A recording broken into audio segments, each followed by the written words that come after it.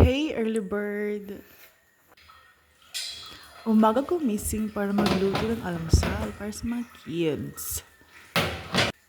Magsayang ako ng bigas is until dinner na po. Isahan lang kasi 'di ba? Magtitipid tayo magtitipid tayo mga nanay. Itabi ko muna yung first linis sa bigas. So gagamitin ko ito letter sa mukha ko.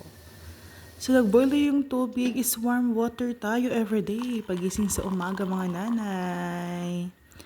Maglalagay ako ng egg pag nag-boil na yung rice. So, hugasan muna natin bago ilagay. Ako since elementary until now, kung ako magsasay ng bigas, is maghilamos ako ng rice water. So, yun ang sabi ng mga nanay natin noon. So, pampakinis daw, mawala yung pimples. It serves as natural toner. So, yun yung breaking namin, corned beef and egg. So, mag-boil na po yung rice. So, pwede nilagay yung egg.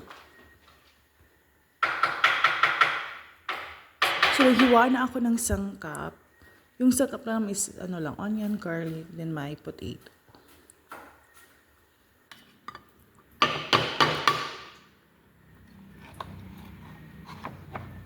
Nag-ready na po ako ng open na po yung Argentina. So, naglagay na po ako ng butter. So, ready na to cook.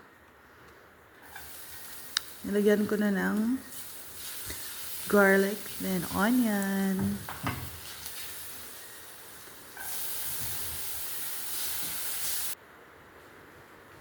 Okay, done na po sa pagluto ng ulam. So, before ako matutulog ulit, maglilinis muna ako sa kitchen.